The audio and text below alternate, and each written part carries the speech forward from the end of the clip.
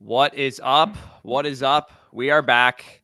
Best Ball Mania 5 is about to close. So we need to get our last ditch entries in. I believe it's about 93, 94% filled right now. And we Yep. have Spicy in the back seat. So we're going to be doing some Best Ball Mania drafts, as many as we can get in here before the tournament closes out. And of course, if you guys do want to check out Best Ball Mania, you know what to do. But Spicy, I'll have you enter the draft and then I'll go over some kind of housekeeping stuff while we're waiting for it to fill. And of course, if you guys do want to enter, you can just go to the main Underdog lobby, hit Best Ball Mania 5, enter the draft, and hopefully there is some room once we get into this so that you guys can join. So we are actually waiting for 4 people. So if you do want to actually get into the draft here, 1.5 million up top to first place, $25 to enter Best Ball Mania 5. I would expect to fill probably by like tomorrow night, maybe Saturday at the absolute like latest. With how many entries are left. And I think it's only like 45,000 people left, and people are starting to feel the panic. So I know they're starting to get their drafts in. This is the time where if you want to fill out your drafts, obviously, like, again, you're not going to be able to do it past this time, but you are starting to see like people get their last ditch drafts in, a lot more newer players to the platform. You could potentially get some good values right now. But I just want to mention this before the draft starts. Obviously, 45 seconds till the draft starts. Have a little bit of time to mention this, but we are very close to our goal of 50,000 subscribers as of recording this morning's video. 49,561. I believe we are closer to 49.6 right now. So if you guys haven't already done so, we are so close. And if you guys want to be in the first 50,000 of the community for the Fantasy Stock Exchange, make sure you hit that subscribe button, turn the notifications on. We are going to be dropping the worst picks of every round later on today, obviously finishing this live stream. And then Corey's going to be having you with the breakouts tomorrow. So yeah. And the infamous sleeper video, of course, will be coming on Saturday. Just want to get point in out before last then. year was definitely my biggest success rate on that sleeper video because I had both Dolphins running backs, Zay Flowers and Gus Edwards in that video. So that felt pretty good. I've never hit on an RB1, let alone 2 in the same sleeper video. Both our sleepers videos like cook because I already recorded obviously my sleepers for this year. In the sleepers video last year, like 2 of my biggest hits were Nico Collins and Jalen Warren in terms of win rate over expectation. Yeah, we got 2 RB1s and a wide receiver 1 out of last year's sleeper video. It's pretty crazy. Do you want it? So I've just been a Brees slappy, so I'd be cool going Brees here. If you want to go Chase, we could. Honest to God, we've been drafting a lot of Chase, a lot of Amon, or a lot of Jefferson at this spot. Let's mix it into a Brees Hall build at the 104 because I think typically speaking, people are getting those builds at the 7-8 spot. Kind of want to get unique, getting the 4th round texture with him. Yeah, and also I will want to point out too, we are a week away from the season starting and a week away from this giveaway as well. If you guys are new to Underdog, you can sign up using code FSE, and on our Thursday live stream kicking off the NFL season, we will announce the winner to that, and we are buying 2 tickets to go see your favorite team. So if you're a Dolphins you and your fan, girlfriend, best friend, brother, bring your girlfriend, whoever bring you your want to dad, take. bring whoever. Should be a lot of fun. And Underdog new users right now, there's a free pick'em in the lobby for Travis Kelce to go half total yard in that first game, and a special promo right now. New customers get up to $1,000 in bonus cash on their first deposit. And of course, you guys know our promo. When you sign up using code FSE, you get our draft guide too. So if you do have a draft coming up this weekend, I know this is like probably 70-ish% of people drafting are drafting this weekend. I'm sure a lot of you guys have had drafts already, but I have 2 more this weekend as well. So I'm excited about it.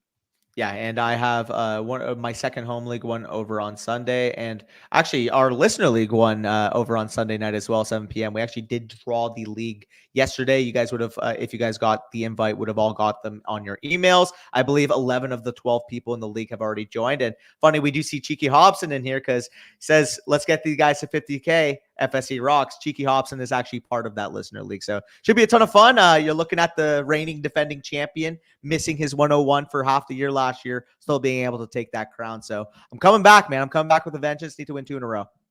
Yeah, I mean, Danny made a deal with the devil and got Tyreek for free, so that's why he won. But for free, come on, for free. Anyways, for free's Trident was the first one in here. He said, I drafted McConkey with the 157 and Benson with the 156. Jesus, did I drop one of them because I forgot to draft a defensive player?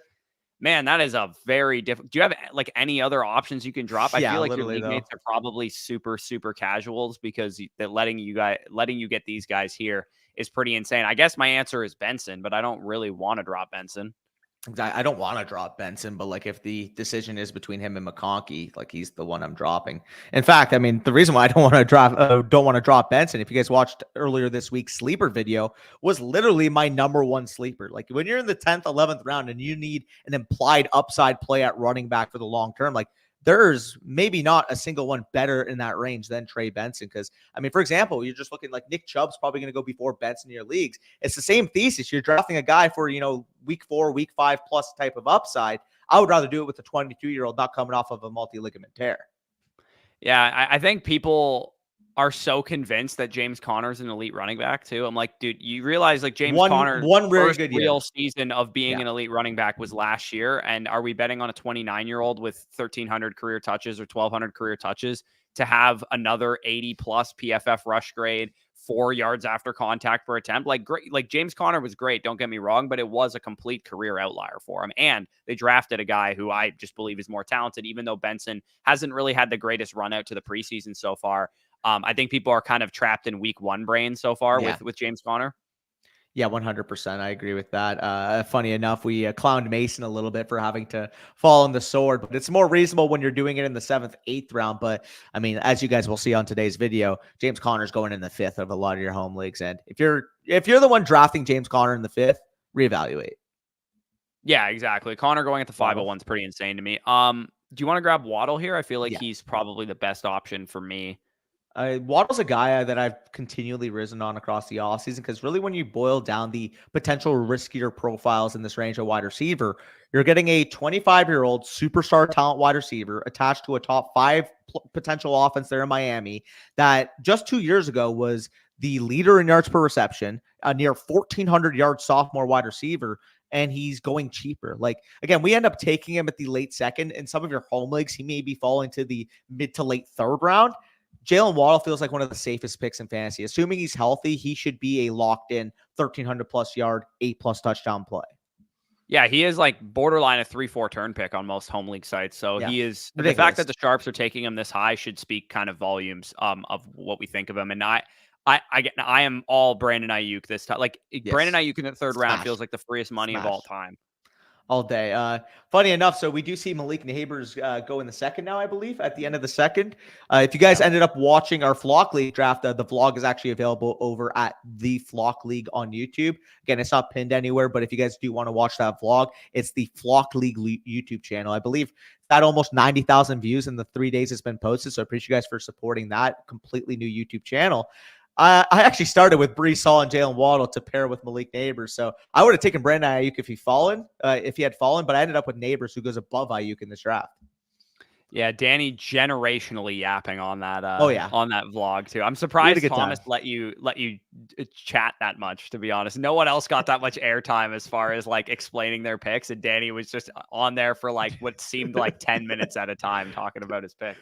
People are like, orange bandana yapping. Somebody called me a Mexican offensive tackle. Like, what's going on here? People were just throwing everything at me. But I mean, funny. I am, like you said, a generational yapper. So that was a ton of fun. Again, appreciate Mason for getting us all out there. I mean, that league is we're going to be covering that too, for what it's worth. Like every week during Monday Night Football, we're going to have a couple members of the league on. It won't be like we won't be on it every single time, I would imagine, but a couple, 2 or 3, 4 members of the league will talk about their matchups, talk about any big trades that happen, things of that nature. So we will be covering that throughout the year. And I'm sure, because I've been dragged in the comments on numerous occasions for taking Garrett Wilson over Justin Jefferson. And if Garrett Wilson is not better than Jefferson this year, I am prepared to hear about it and prepared to make a formal apology. But that being said, if he is better than Justin Jefferson this year, you're going to be I'm going to be a little bit insufferable at the same time. So yeah, it's just hilarious too. If you guys actually checked out, I'm assuming you're following Mason. Obviously, he's got a ton of support over there. Appreciate what Mason was able to do, bringing us all out. But we actually posted some shorts also for Mason's channel, and the main 2 criticisms, I swear, on all those shorts were me saying I would take Kyle Pitts over Andrews, and you saying you would take Garrett Wilson over Jefferson. People did not like that. Yeah, no, people, those short, like when you make shorts that are like just quick hot takes, like you're kind of inviting that shit. Like I feel 100%. Like when I put out like TikToks with like, 2 minutes of analysis on a player, like you don't generally get comments like that. But when you're throwing hot takes on the YouTube Shorts game, you're bound to get some casuals just absolutely railing you in the comments. So And if you guys want a fun watch, just see my forum on a 3-pointer that hit the top of the backboard that basically got me eliminated. So if you guys want to know my basketball expertise, just watch that 3-point attempt.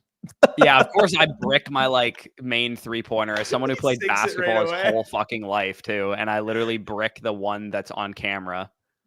Yeah, dude, that was hilarious to me because I had no confidence. I'm like, yeah, I haven't shot a basketball in 2 years. I just don't want to get the 11th pick, and I ended up lucking away because, dude, I took like 3 or 4 seconds to make sure my layups went in. I did not want to fucking miss a layup and get out. Yeah, I was also the only person to be eliminated on somebody draining a 3 too. Avery just absolutely stuck it behind me. Okay, what do we? I mean, I think Either of the Kelsey's top a two. very easy pick if Jared doesn't go with him here. I was gonna say either of the top 2 names on the board would be smashes for me here between him Yeah. and Hurts. So Kelsey went. I think Hurts is Do we just such a want to good get value at the Hurts end of the board. without any stacked partners, or do we want to take Mahomes here and hope that we can get some stacking partners later for him?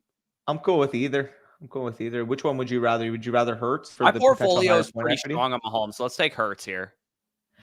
I don't know why, but I expected Danny to be way better at basketball than that. I am the glue guy on the basketball team. Now, for the record, I'm a thick 5'9" Italian. I hope you didn't get your expectations too high on me, but all jokes Danny aside, is the like guy that sets the picks on the basketball court. set the screens, hard nose. Like you need a guy playing tough point of attack, rolling up the shorts down to fucking like runner level, like Mason was wearing during the interviews. Like that's the type of guy I am. I'm grabbing my shorts. I'm hunched over. Hands are out wide. You're not getting a free lane to the basket against the lad. Yeah. Also, TD Vultures in the chat. I believe this is Brad from Philadelphia, if I'm not mistaken. He actually flew out to the Flock meetup. So shout out to him. And he was also repping a Dynasty Land shirt in the process. Obviously, big followers of Zach and Badake too. So shout out Brad. We do have a super here. Bijan Neighbors, Achan in full PPR. Great start. Yeah, great start. I mean, you swap Achan and Neighbors. If you did end up taking Neighbors in round 2, I think that's a little bit early, but I think Achan's a round 2 pick. So if you went Bijan, Achan, Neighbors, and you just wrote them in reverse order, I think that is an awesome start for you. Agreed. Nathan says Danny for the pick and roll. Danny's the guy that hacks the shit out of you and throws his hands. I am that guy. I'm the guy that quite literally exactly how Danny would play basketball. Like I'm the guy that goes up saying, I'm going to set the tone. I'm going to be the Draymond Green for our squad. Like that is what I'm saying to people in the pregame. Yeah, absolutely. So back on the clock here, Mahomes ended up falling to us. That's kind of insane. Oh man. Yeah, that sucks. Because had we taken Mahomes, we probably could have gotten Worthy here. I mean, I'd be cool with James Cook. I think he's just the best player on the board, to be honest. I would say Cook or Worthy, but I'm cool with Cook. Yeah, it's difficult because we don't want to fall behind at wide receiver, but these rooms have gotten a lot less sicko-y in the last couple of weeks. Like tons of people are new to the platform. We don't see a ton of red badges in here. You're not chasing Christian Kirk types into the mid 4th round anymore, the early 4th round, because people are worried of falling behind at wide receiver. I think people are starting to kind of realize a little bit that like, hey, James Cook's like a really solid projection this year. Maybe he should be going over like wide receiver 3 projections. Yeah, people are starting to sharpen up when it comes to James Cook, a guy that we've been high on for a while. If I check my underdog exposure to James Cook, like I wouldn't be shocked because I've still been taking him in the 5th round, even despite having a high share right now. Because quite frankly, he's just way too undervalued in the 5th round. Like this is a guy that should be a 4th round pick.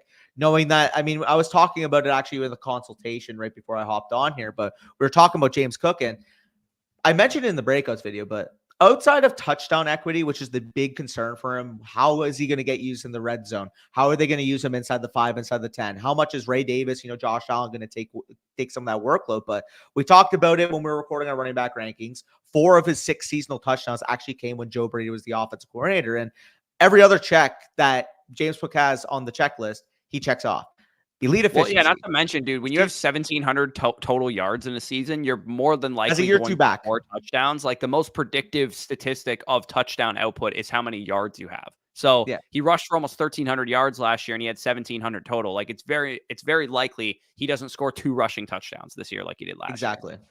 Exactly. So we, anytime, like even in the 4th round, if you have to take him a little bit earlier in your home league, like 4th round is like the perfect spot. And we've talked about it, potentially modifying a hero running back around James Cook, modifying a double hero around James Cook, because we do believe that if James Cook does receive more goal line usage, I mean, if he got the usage that is the big question mark right now around the goal line, what's stopping him from going where Jahmyr Gibbs is going? You actually mentioned it in the don't draft later video, but the only real difference right now between Gibbs and James Cook is that we saw potential opportunity for Jahmyr Gibbs to have that touchdown equity. Whereas if you're a believer in James Cook, it's more of a projection, but who's to say that can't happen? You know what I mean?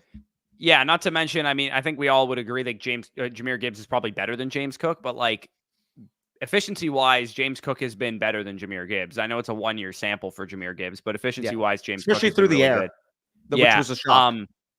David says, y'all in a BBM slow right now? Yeah, we're in a couple slows. A bunch of if them. you're referring to specifically my account, because mine's the Fantasy Stock Exchange account. I'm Danny Ladd 21. Slow with you. Yeah, I am Danny Ladd 21. So it says I've completed 88. I was mentioning my exposure to James Cook. I have 22.7% James Cook because like Really, I can't not draft him when he's there in the 5th, especially if I'm grabbing receivers early. Structurally, he just makes way too much sense knowing I can get him as my RB1 with a strong wide receiver core or as my RB2 to pair with like Breece Hall or Bijan Robinson. Yeah, like I have him 15% of the time, and I thought I was like pretty high on him, obviously. I just take him every time he's there in the 5th.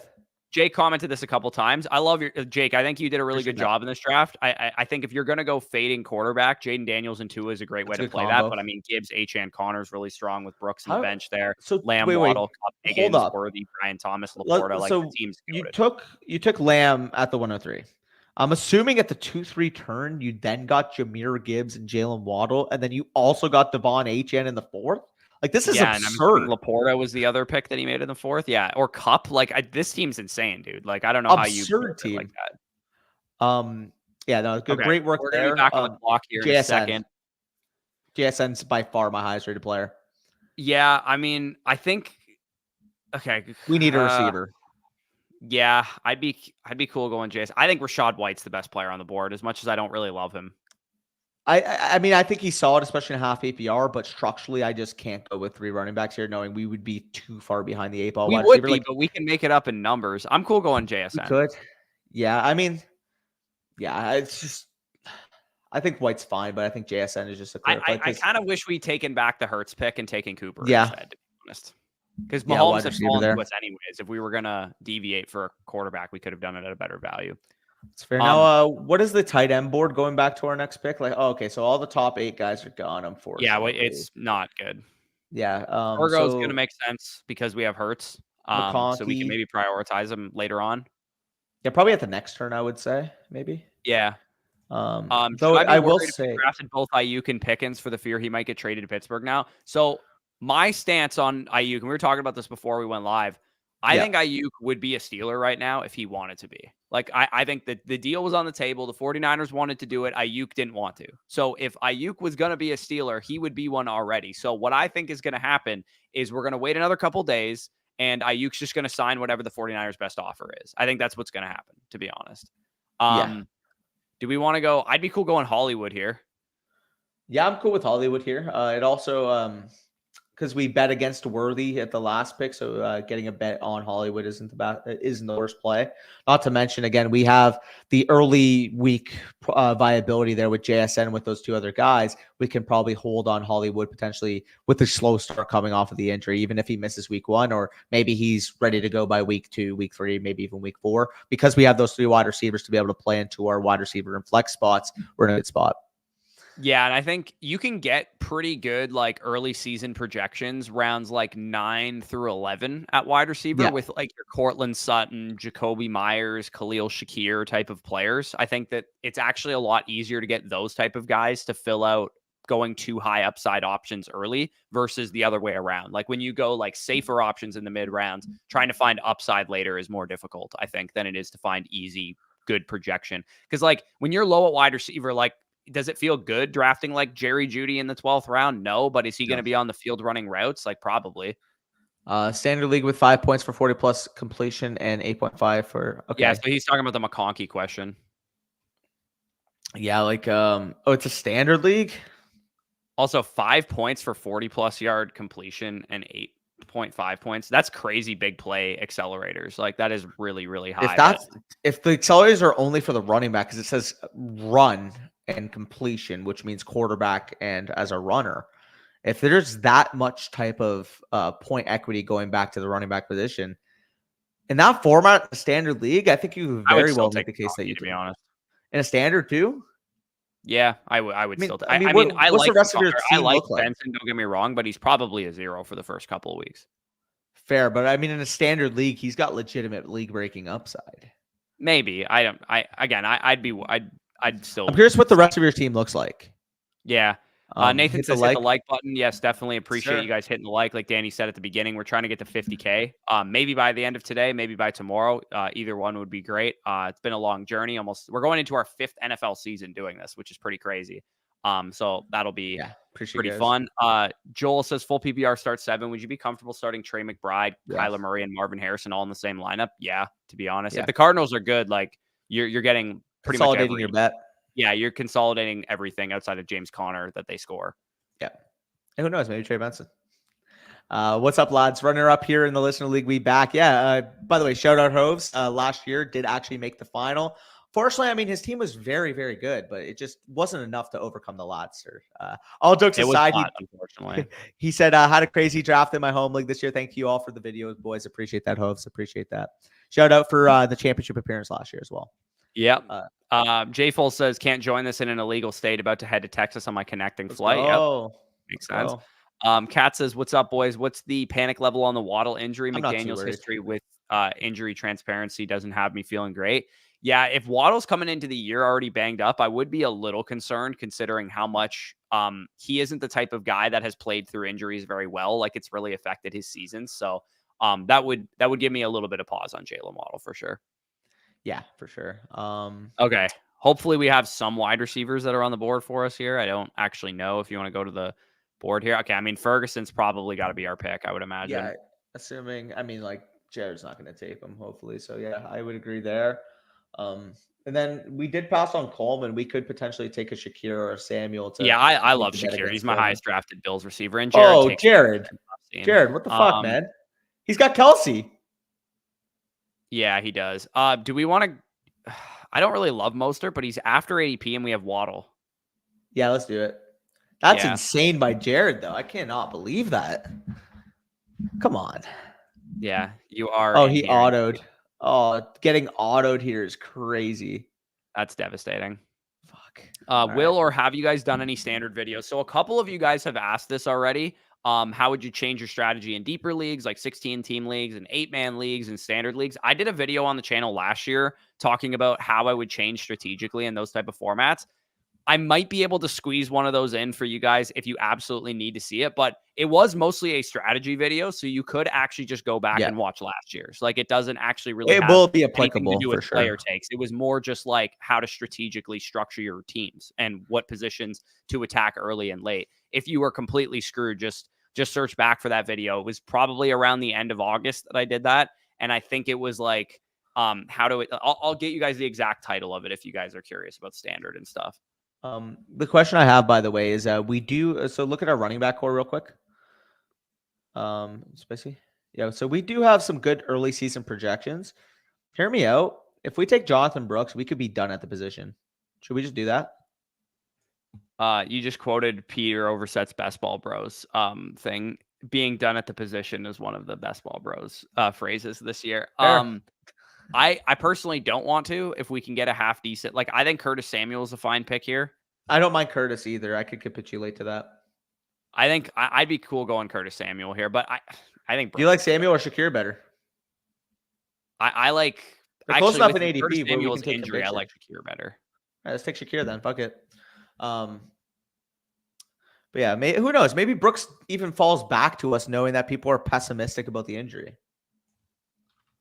Like also too, another guy that I've been getting higher on is I don't know if he'll fall back. Obviously, Jared is a Commanders fan, but I've been getting a lot higher on Brian Robinson. Like the way I'm looking at how this backfield projects, Brian Robinson's looked a lot more efficient so far in the preseason on the ground, has handled a lot of the between the tackles work. And while Ekeler has had the stranglehold in terms of long down and distance receiving usage, Brian Robinson is a 23-year-old running back that could very well develop into that role should Austin Ekeler prove to be washed. And I think it's a lot closer for him to potentially be what we saw from Ezekiel Elliott rather than a guy that can reclaim that type of form from years past. So for me, it's like when I'm looking at Austin Ekeler in like the 9th or 10th round of home leagues, like if you wanted to make that type of bet of veteran washed running back paying off in fantasy in one way or another, I would much rather do it with Ezekiel Elliott 2 rounds later.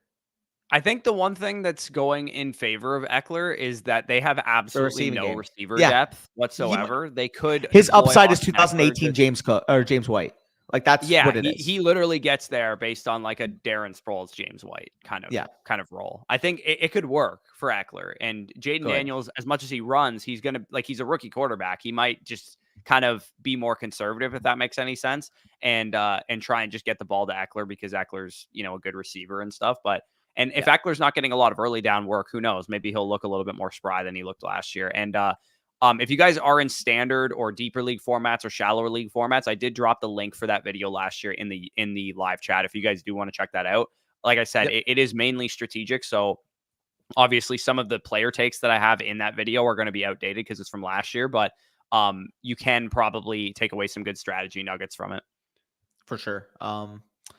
But we do what do we got here? Hove says he's been here since 5K subs. Appreciate that. That's an OG right there. And Cheeky in here in the chat. Do you guys have a player you won't be touching regardless of ADP?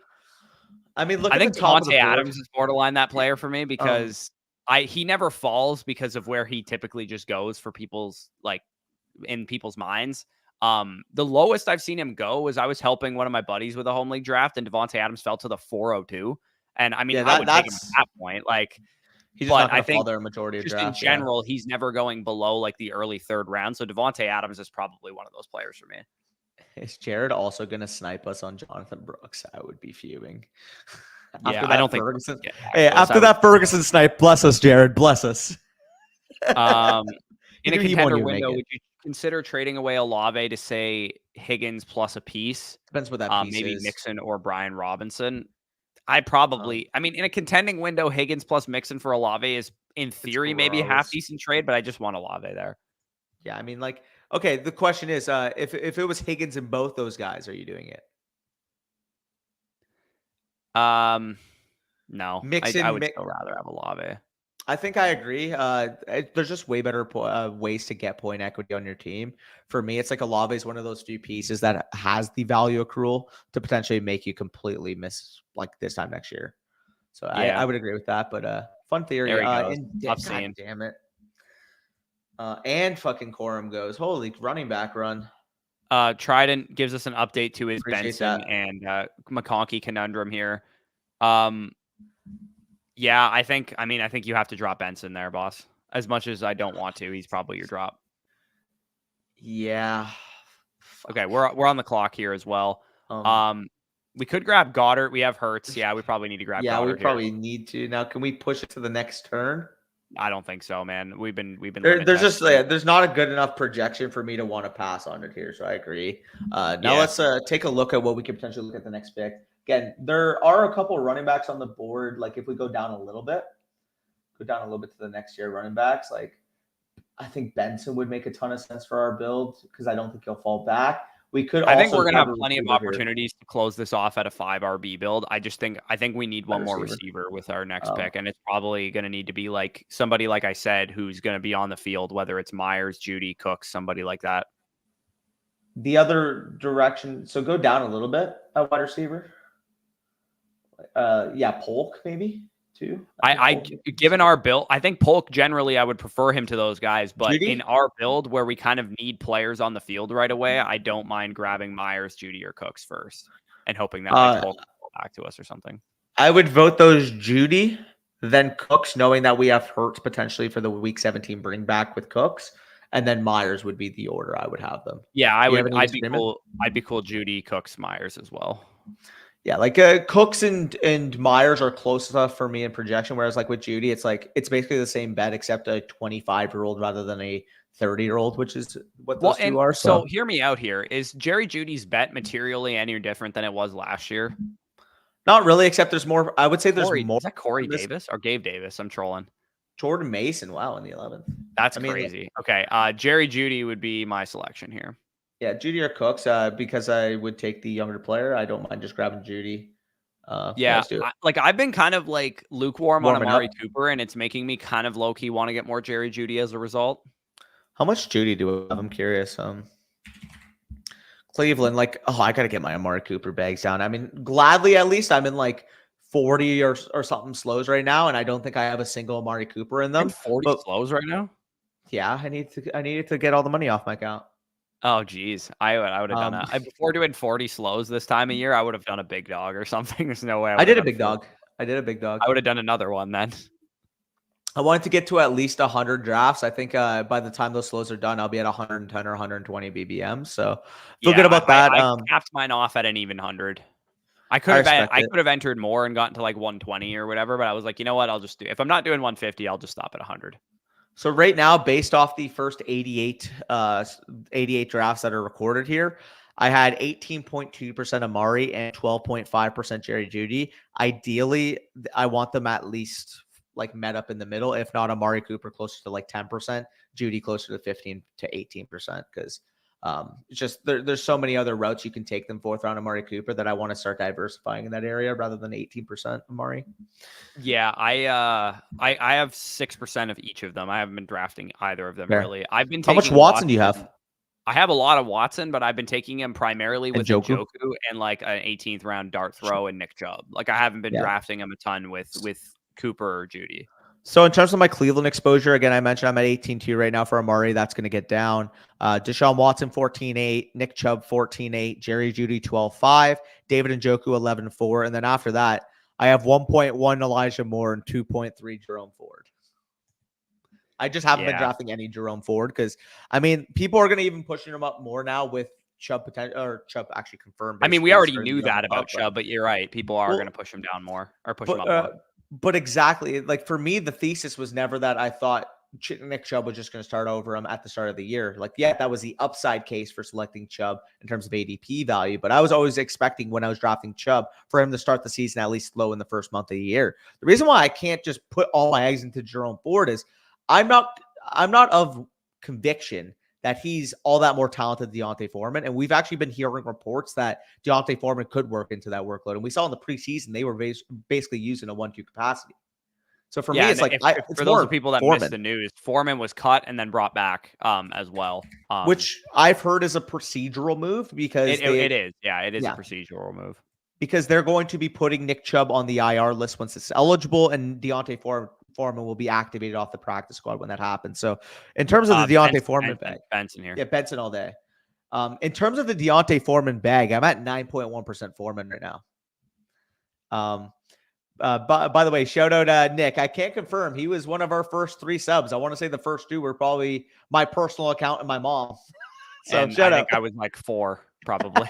I think the tour has been longer than your personal account. Yeah, probably has been. Shout out Nick, the true OG. If you guys haven't already been following Nick, make sure you go do so at Notorious Fantasy. Appreciate Nick for the constant camaraderie in the fantasy scene with us. Yep. Okay, we're back on the clock here, and then we'll answer this question. Do you want to grab? Do we have any stacking partners with any of these quarterbacks? Yeah, I mean, we got sniped. I would honestly just wait for Geno at this point because we are kind of cooked. We could grab Charbonnet, close off running back. Yeah, let's grab Sharps. Let's do it. So we are done at running back, baby. Yeah, it's a pretty strong build, too. I mean, you have the horse, Breece Hall. You have a pretty solid RB1 projection. You're probably playing this as we have a running back in our flex more often than not than we do wide receiver. Yeah. I don't think our receiver core is bad, though, to be honest. It's not great, I don't think. You don't have an anchor, yeah. Yeah, you don't have an anchor. I mean, IU can be an anchor if he's back. Yeah. But yeah, having Charbonnet and Benson be like upside swings for us late season, especially if like Mostert's like, let's say Mostert's what he was last year for like 7 games and then gets hurt. And then by then Benson and Charbonnet are like, one of them is like a staple in our lineup or whatever. That would be ideal for sure. For sure. We already answered we were on this question. Okay, I'll let you here. click it. Hey, gents, did a home league draft, 12 team, no PPR, no flex. God, that sounds horrible. Drafted at 12, left with quarterback Richardson, Javonte, Brian Robinson, Spears, Corum, Benson, JJ, Garrett Wilson, Pickens, Andrews. So I will say a little bit weak at running back based here. On our advice to go 0 RB, you are not in a conducive 0 RB format whatsoever. Yeah. So you're kind of in a spot where you got like JJ Wilson, Andrews and Richardson. That's great. You got all those positional advantages, but in a standard league, I mean, generally you want to be pretty strong at the running back position, and you are not. So not in love with this team, but I maybe those were just the best available players for you.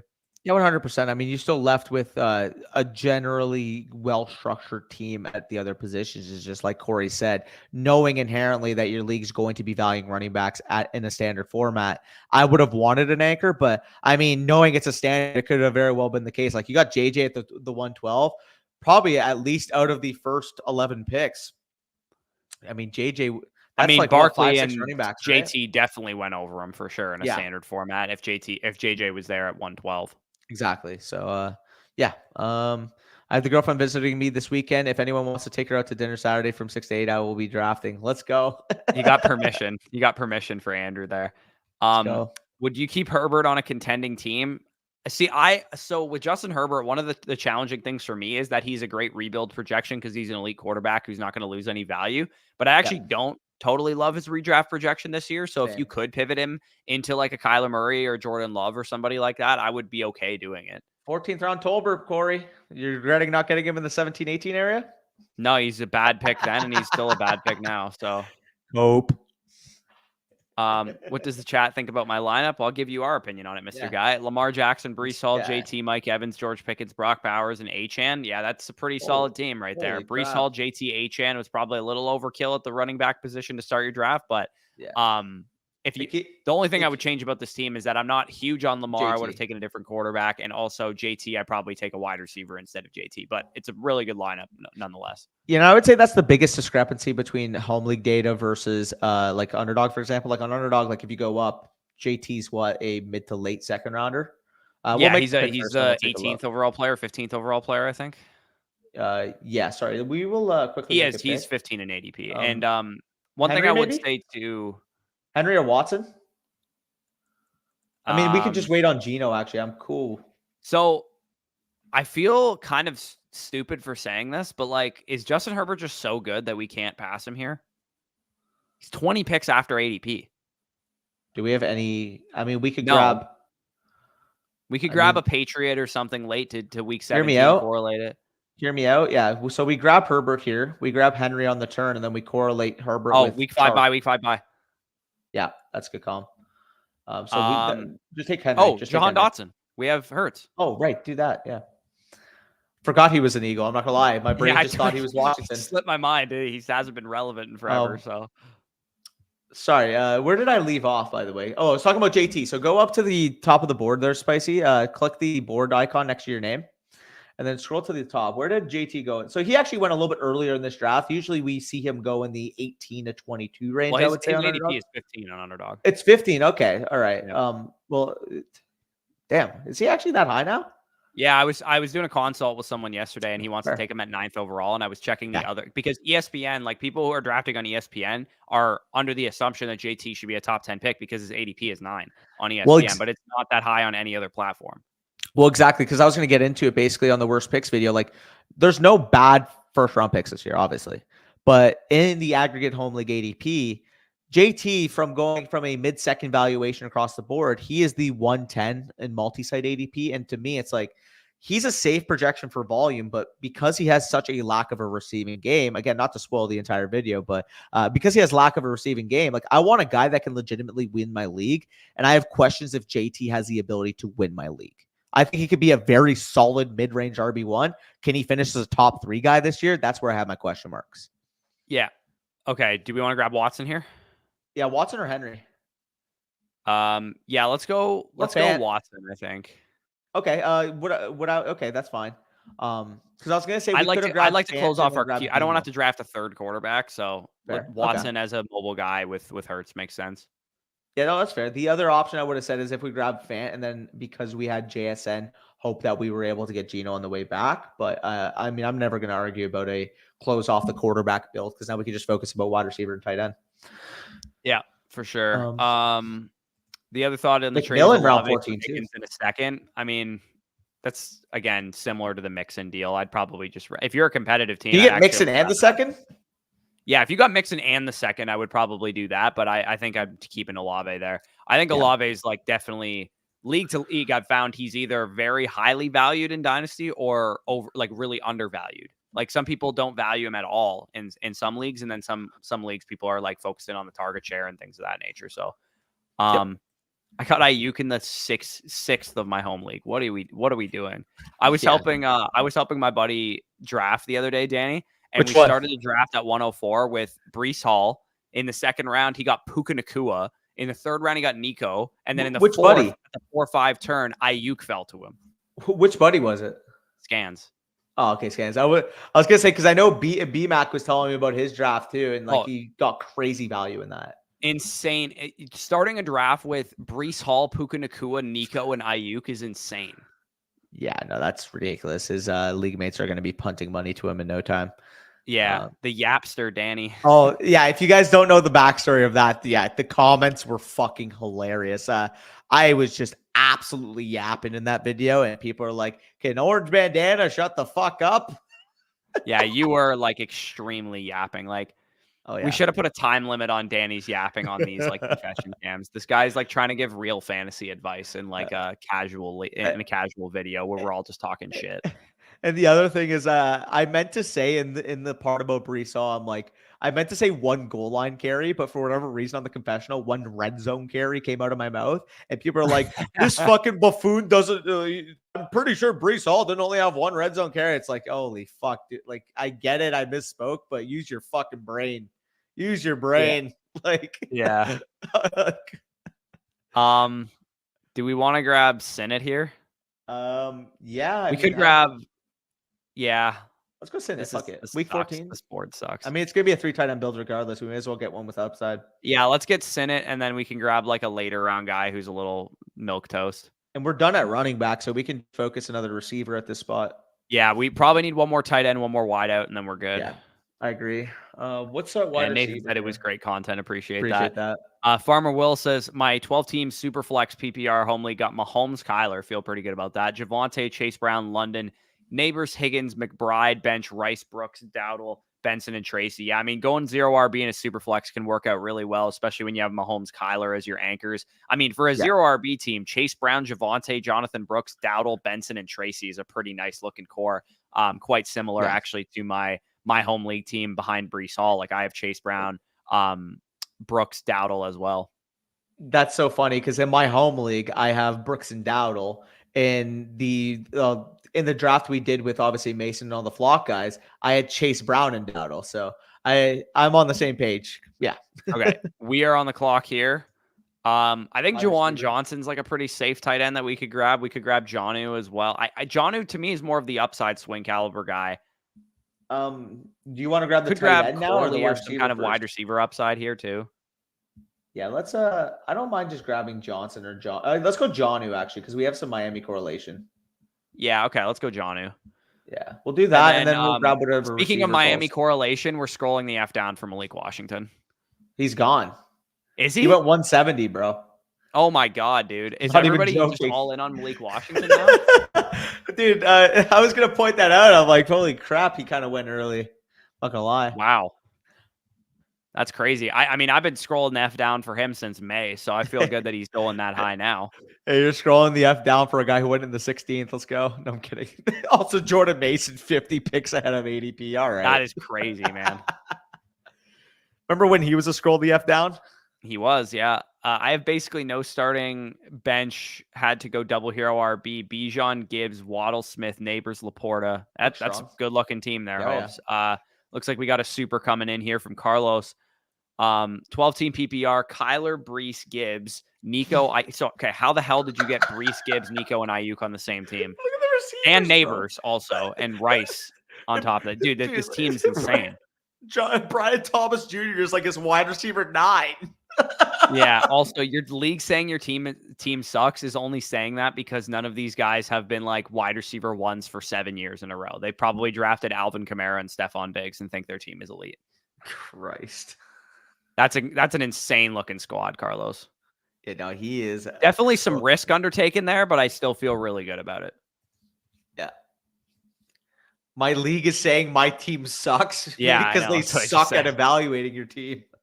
Yeah, literally. Do we trust the McLaughlin hype? I mean, he's fine. Yeah, he was a guy I was completely anti like 3 weeks ago, but the more I'm hearing about it, that Javonte's looking healthy and estimates maybe more of a year 2 / handcuff projection rather than a real threat to take the backfield. Like, I can see McLaughlin being like his upside case to me would be like what Tajay Spears did last year, which like, do you really want to draft the guy with a limited ceiling knowing that? I think he could be a little better than that, but not like, I think he Like could be like how good Jalen can he Graham be last year, maybe. That's the upside case. Yeah, that's fair. It's just like I don't see a scenario, even if Javonte got hurt, where Jaleel McLaughlin wins. Yeah, I think Estime carries the ball on early downs if Javonte goes down. By the way, so appreciate that. By the way, best fantasy football channel, smash the like, friends. Yeah, if you guys are watching, 238 of you in here right now, make sure you leave a like down below. And of course, if you found us on the browse feature, if you found us through Mason, through the Dynasty Land guys, through the Domain guys, through even Sal, for example, if you watch that Flock League vlog, make sure you hit that subscribe button because we are less than 400 subscribers away from hitting the mighty 50K. Yeah, I mean, I don't even like Marvin Mims, but I feel like he is not a horrible value at this point. So like him or we could mix it. Like, do you want a guy? Are we playing early season projection? Because if that's the case, yeah, I don't mind. Don't mind going. Chark, right? Did we get Herbert? No, we didn't. No, we didn't. Okay. I'd rather go Mims here. I think he's the best option on the board. He's also they did cut Patrick. If he is good this year, he was being drafted in like the 140s and 150s most of the year. Yeah. Shout out Jared for the Foreman pick. I've been grabbing my bag. What up? You've been grabbing your bag? Been grabbing my bag. I was just about to say, hey, chat, not that bag, baby. Not that.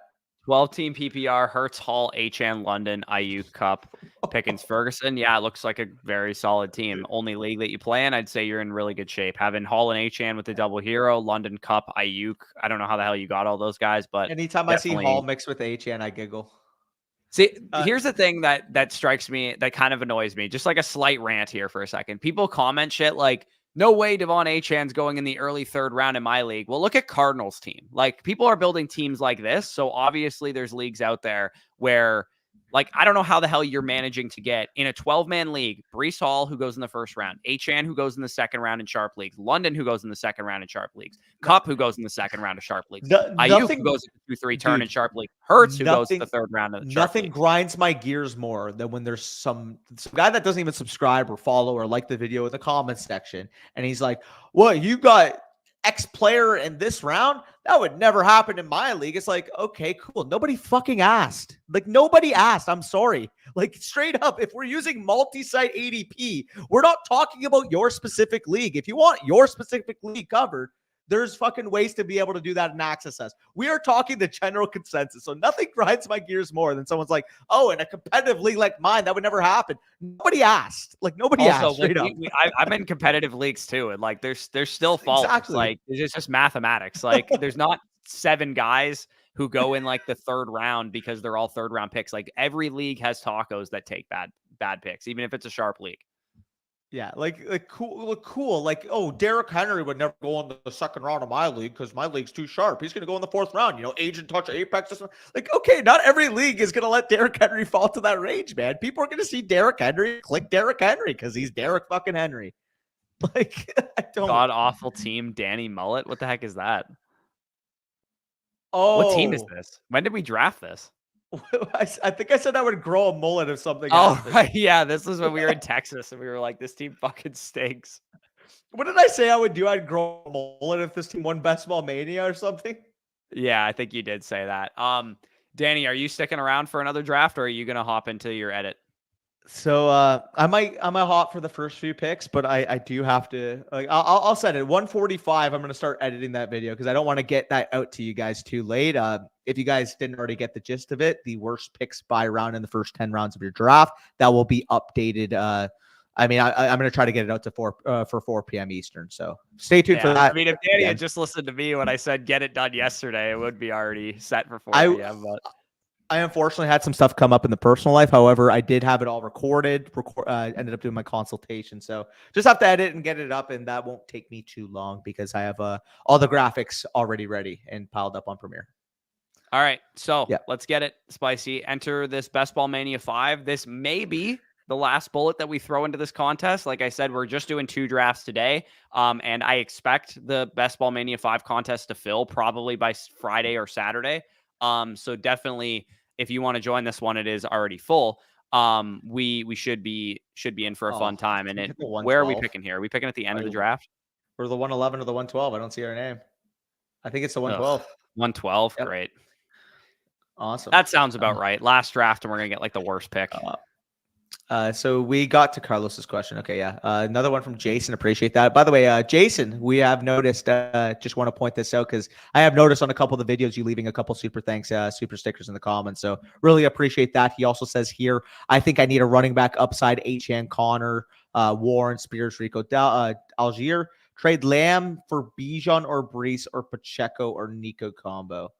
Okay. So So I you think he want to means trade trade Lamb? Lamb straight for Bijan or Brees, or a Pacheco, Higgins, or Nico combo. Honestly, I'm just gonna keep Lamb, assuming that's a full PPR league. Like honestly, like I know you need running back upside. I actually like how you were able to construct that hero running back build.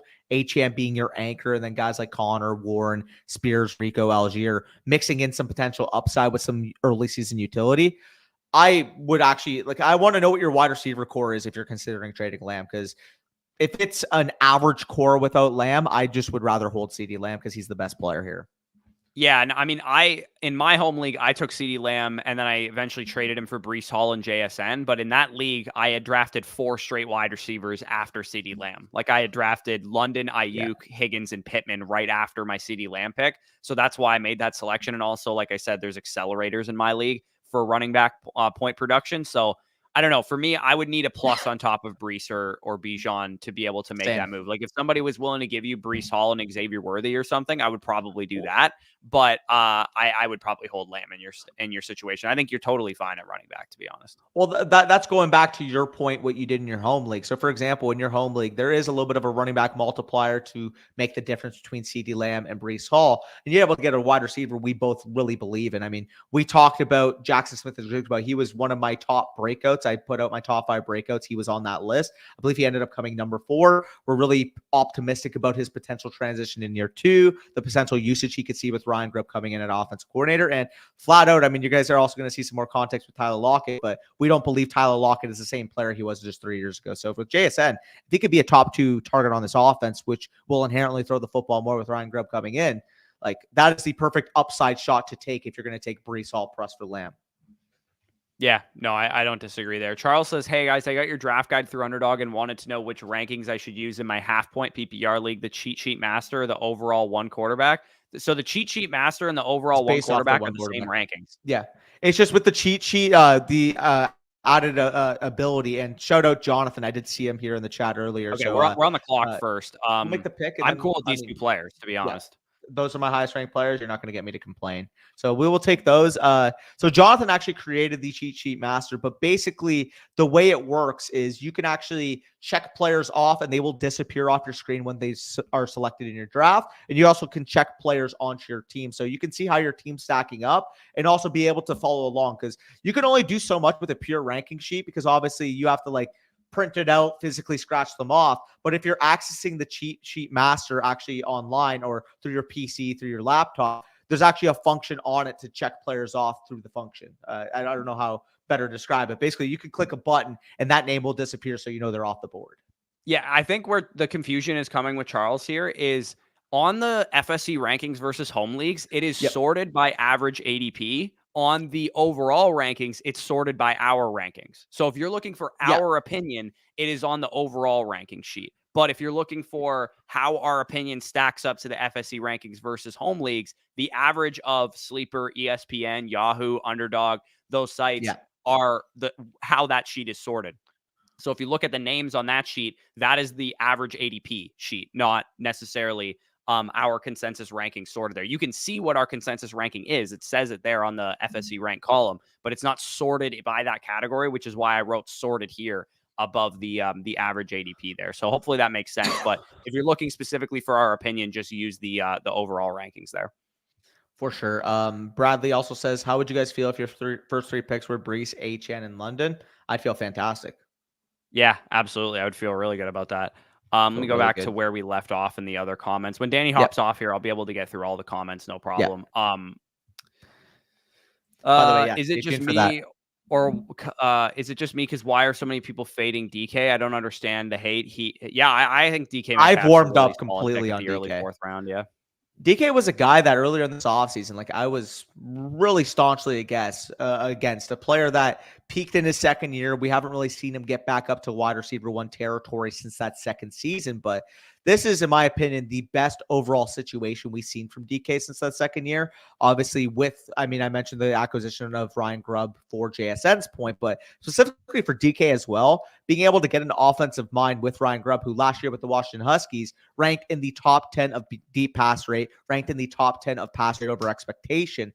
This is a lot more of a fantasy-friendly offense. And we've seen in the preseason thus far, 74% 11 personnel rate for the Seattle Seahawks. We have seen already 70% motion rate, which only ranks behind the Dolphins in the preseason. This is not going to be your cookie cutter Shane Waldron Seahawks offense. Like, Ryan Grubb is adding so much to the table that we could even see some potential more versatility to what we've seen in DK Metcalf's game of recent years. Yeah, and I mean, you mentioned they were top 10 in pass rate, but they were also, they killed every other team in terms of overall deep attempts. Like, if you just look at attempts, not on a per snap percentage or whatever, like we're talking Penix being 30 pass attempts down the field, higher than any other quarterback in college football last year. Yeah, so I mean, we're doing the math. The 6'4", 215-pounder. I think Metcalf would benefit from more downfield passing. Yeah, I don't know. I mean, it's a hot take, I guess, like that the 6'4", 215-pound speed receiver is going to benefit off of that, but I don't know. Maybe it's just me. Yeah, Patrick wants some explanation on why Hollywood over Coleman. So I don't know about you, but my hang up with Coleman on Underdog specifically, I think I'm fine getting my exposure to Coleman in redraft leagues. I'm fine getting my exposure to Coleman in dynasty leagues. But my thing with Coleman in Underdog is that he goes so high to the point that you kind of need him to be an early season play. And given the type of prospect he was a little bit more raw. I kind of am almost viewing him like the way I view Trey Benson a little bit, where it's like, I don't think he's going to be an early season contributor. And I guess Hollywood specifically probably won't be for the first game or two either because he's injured. But at least with Hollywood, once he's back, he's been in the NFL for a long time and he's a part of the Chiefs offense. So again, I wouldn't blame anybody for going Coleman over Hollywood there. I just prefer Hollywood slightly. Again, the way I'm playing the Bills receivers in best ball is that I'm just taking the cheapest option, which is typically Khalil Shakir. Yeah, I mean, that's the thing for me too, is I do believe in Coleman. I do think he'll eventually become the one on this team, but knowing that he may start slow and that he goes so far ahead of the other Bills receivers, I am fine with him at ADP, but he's not somebody that I'm taking every single He's also build dependent. If I have 4 receivers on my team already, then he makes a lot of sense because he's a contingency play at that point. But given the way our team was structured, we didn't really have the opportunity to wait there. Laporta, ETN. So I'm cool going. I've been wanting to get my Flowers bags up a little bit. I would be cool going Flowers and ETN if you want to go with those two guys. We could. Well, I was gonna say we could go Laporta because we could build out a Detroit stack, but take Flowers first, and then we could decide between Laporta and ETN. Yeah. I have a lot of ETN. I've been totally fine taking him where he goes. I wouldn't mind fading him here because we got Gibbs already. And taking Laporta, I'd be cool going Laporta here if you want to. Yeah, and you've mentioned your ETN bags. Right now, before the drafts I'm currently in, I was at 9.1%, and it almost feels like every other draft I've been drafting ETN in the 4th. So I don't mind varying because ETN going into this slate of drafts, but this slate of slow drafts, I feel like I'm getting him every single other draft. I wouldn't be shocked if that 9.1 after these slows are done is more so in the 15 to 17 range because I've been drafting. Yeah, I have him at 16% right now. So. Yeah, I've been drafting so many of it because, dude, I feel more confident about his projection at this point than earlier in the offseason, but his price just hasn't changed at all. Yeah, no, I feel you for sure there. He's looked really good in the preseason, too, for what it's worth. He has looked pretty solid. Does the Browns clearing cap space make it more likely he's a Brown in terms of who exactly? Are you talking about Ayuk? I would be shocked if Ayuk doesn't want to go there, so I don't think so. If that's what you're referring to. But I don't know if you mean Foreman, but I think Foreman's back with the team. I think that was just a cap clearing move, like we said. He already asked that, Joel did. By the way, so I will make it to the next turn. Jared, you're good. Don't worry. It was more so we're playing with you. I'll make it to the 5-6 turn, and then after that, I will leave you to draft the rest of this team and go edit today's video. So I was mentioning it earlier, but stay tuned. Worst picks of every fantasy round, the first 10 rounds of your draft. I got you covered based off home league ADP. Who's going too high in your leagues? Corey, obviously, yesterday talked about who was going too low. You guys were requesting us redo those videos because the ESPN and Yahoo rankings we were using were wrong. So we made sure to clean that up for you guys. Yeah. Well, a lot of people commented when we did the Yahoo and ESPN videos that like people draft based on the ESPN projections, which are done by Mike Clay, and people draft based on the Yahoo projections. This guy goes bully quarterback with Josh Allen and Lamar. With 2 running backs in the first 2 rounds. Yeah, I don't know where he got his red badge, but he should return it. Well, what's that red badge for? Yeah. How would you draft? If he's a red badge, I'm hoping he's in more of our drafts. Yeah, I feel you on that. On a 2 quarterback and ability to start 5 wide receiver. First year in this league, so dude, on Yahoo, where you don't have to draft running backs, it's a 2 quarterback and you could start 5 wide receivers. Zero and Hero RB are going to be your best friends. Absolutely. Is a double Hero with Bijan and Henry better than Gibbs / JT? I would just rather don't draft Gibbs Henry, period. JT, but it depends where you're picking from. I mean, I would just rather not draft Henry, period. Yeah, I would rather have Bijan and not draft Henry, if that's the answer you're looking for. I'd rather have Bijan and Etienne or Bijan and Pacheco or Etienne. Bijan and insert second round player here over Derrick Henry. Yeah, Derrick Henry is not the most ideal pick in the second round for us. Okay, this guy wants to hear both of us weigh in, so definitely get your opinion on this before you leave. If I know the running backs through Achane are likely gone by the 208 and I have the 102, CMC will go 101. Do I go Lamb or Brees? Strong chance for London Collins 2-3. So I hear what you're saying here, but the thing that I think you're missing is that if all the running backs are off the board, you're going to get a better receiver than London or Collins at the 2-3. Yeah, I agree. And by all the running backs, maybe you don't like Etienne or Pacheco or one of those type of guys. I personally would just take Lamb and hope that Etienne, Pacheco, if you have to like kind of semi-reach on one of those 2 guys at 208, I would be fine doing that and hoping that Achane or one of them falls back to you. I'm personally, as much as I love Brees, I can't probably take him over Lamb. Especially assuming you didn't leave here if it was a full PPR or half PPR. If it is a full PPR, I agree. Because when you're comparing the opportunity bundles, like I would rather have to reach in my second round to grab a Pacheco or an ETN or even like I know he may be fading a little bit, but like Kyron Williams, for example, would also be in that group. I'd be comfortable doing that rather than, as much as I love Brees Hall, take him over CeeDee Lamb. Because to me, with CeeDee Lamb, like I love Brees Hall, and I think he could potentially be a league winner, 23, 24, 25 PPR point per game score. But that's literally already what Lamb is. Like Lamb last year down the street. Literally already one of those type of dudes there. Lamb, after the Cowboys bye week, was averaging 28 PPR points per game. Like you're just not getting that with many other picks in fantasy, period. Yeah. Bijan, Kenneth Walker, Garrett Wilson, Ayuk, Higgins is a good core. Yeah, I would say I'd feel pretty good about that, boss. Yeah, looks very strong. Best hero off of ADPs. I'm trying to do this strat. Double hero, sorry, off of ADPs. I'm trying to do this strat. Is Kyler available? So, okay, Clayton. Again, the Bijan plus like Achane or Pacheco or ETN is probably my favorite. Depending on where you're picking. I would need to know where you're picking. I don't know who's going yet. We'll see where this guy takes it. My vote would be here Walker and a wide receiver and then hope Kyler falls back. I'm really warming up to 5-6 turn Walker, especially in a half PPR. Yeah, we can grab Walker here. And then like you can't not take a receiver. So I mean I'll let you I said I would take Walker. I'll let you make the receiver pick. Yeah, I think I'd probably go Odunze with the receiver pick.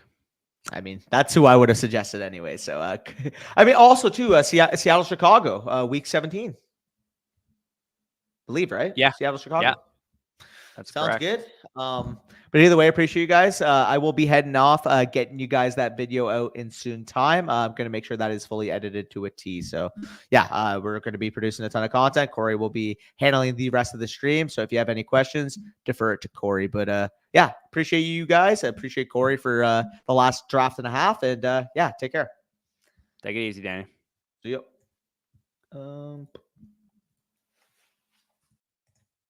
And here's Spicy on the 1s and 2s here. Give him a little FaceTime here. I'll put you in the back seat for now, Spicy, so you don't have to show yourself. But we did give Spicy a little cameo there. Okay, so I should be able to get through a lot of questions now that I'm solo here. So if you guys do have any questions, feel free to fire them away. in the chat here. What Jordan Mason news did I miss? Spicy, you missed the news that Elijah Mitchell is on IR for the rest, and he's gonna be out the entire year. So that's the news that you missed on him. This is my first year doing Underdog. Does it update your team's ranking during the season? So the way that Underdog's best balls like product works is that you can actually track them during the games. Like you can see your scores going up and down the way that you would a regular fantasy league. I typically like to just kind of check them at the end of each slate. Like Sunday night, I'll like look at my best ball teams kind of thing and see kind of how they're doing. But yeah, at the end of the season, obviously, once you're into the like playoff weeks and once you're into the like pods and stuff like that through Best Ball Mania, you want to be tracking your teams like because you're probably only going to have like one or two left after like week 15. You can track them like just like you would a regular sleeper Yahoo or ESPN league as well. Little notorious shout out here. Jonathan, of course, the guy responsible for making the cheat sheet, says, "Hey, Corey, sorry for the late responses this year. Middle of finals in school." I believe Jonathan mentioned to me that he's getting his like PhD or something. So shout out to him and appreciate that. I guess I'll ask here why the JSN hype. The JSN hype is mainly because of the new offensive scheme and the fact that JSN has been getting a ton of buzz. In theory, I kind of agree with your question. Why the JSN hype? Because he didn't do a whole lot last year, and typically that's a that's not a good sign for his ability to produce in the future. But I think the reason we're bullish on him is because of the new scheme and the new offense and the fact that he's been getting a lot of hype. But again, it could fall flat, and JSN could look like he did last year, which was somebody that you didn't want to draft. I appreciate you guys answering all these questions. I can't seem to find the standard video from last year. So, Matt, I did put the link to it in the chat. The name of it, I can't remember exactly what it was, but it's something about, hold on, Deep, I think was the name of it. Okay, Fantasy Football Draft Strategy for Non-PPR Shallow and Deep Leagues was the name of the video. So if you guys are playing standard leagues, non-PPR, shallow, deep formats, I did talk about a lot of strategy stuff in that video last year. I don't think I'm going to have a chance to do that video again this year, but just the strategy portion, you could go back and watch from last year. Farmer Will says Superflex, PPR, Javonte are a late second. I'm probably taking Javonte Williams there. Okay, so Spicy, if you want to go to the board, I kind of want to plan out what I want to do with this next pick. Okay, so we're a little weak at wide receiver. I'm probably going to want to go McConkey with one of these picks, I would imagine, if he falls to me. Tight end, I don't think I want one because we have Laporta. Najee, not really. I'm hoping that McConkey falls back to us. I'm not a big Jameson Williams guy, but I think if I'm going to take him, it would be on a team like this where I already have Gibbs and Laporta and I can stack him up with Goff, but hopefully somebody drafts him so I don't have to because I'm just not I'm not a Jameson Williams guy at all. So we'll see what happens here. Ambiguity says my best ball quarterback, Goff, Tua, running back, Pacheco, Mixon, Connor, wide receivers, Amon-Ra, DK, Evans, Rasheed, tight end, Ferguson, and Kraft. Pretty good team. I would say if this is like an underdog draft, you're probably a little bit weak, but if that's just a best ball like redraft league, I think you're in okay shape there. And of course, McConkey went, so I might actually have to select Jameson Williams. Okay, I think this is legitimately, I'm not even kidding, the first time I've selected Jameson Williams this entire offseason. I never pick him, but this is the type of team that if you're going to get your shares, it'll be on a well-correlated Lions stack. So give me Jameson Williams with this first pick, and then I'm probably grabbing Addison, I think, with my next one, even though I draft Addison all the time. I just can't really quit the guy at this price tag. I think he's bound to pay off, and I feel a lot better, to be honest, about having 5 wide receivers through the first 8 rounds as opposed to just having 3 of them. Even though Jameson Williams and Jordan Addison are not the best wide receiver 4 and 5 that you can build your team around. PPR Tyler says GM, what's going on? I believe it is afternoon unless you're on the West Coast, in which case GM to you. My league is saying my team sucks. Yeah, we already talked about that. I solely use underdog ADP for that redraft league too. Yeah, I mean, I've said this before, but I think generally just going off of where players go on underdog is not a terrible strategy to take into your redraft leagues. By doing underdog drafts and understanding where the sharps are taking these players, especially if your league format is anyway close to what underdog is, where it's 3 wide receiver start full PPR, or a 2 wide receiver 2 flex full PPR, or underdog, it's a 3 wide receiver 1 flex half PPR. You could probably just rely on underdog ADP and where you're having to draft these guys in sharper formats, because all of the data that has been refined over thousands and probably millions of dollars spent on this app is way more accurate than anything that you're going to find on Yahoo, on ESPN, or on Sleeper, because those drafts are generally not as sharp as underdog drafts. So if you just do a ton of underdog drafts, if your league format is similar to the format of underdog, you're going to be in really, really good shape there. GGJR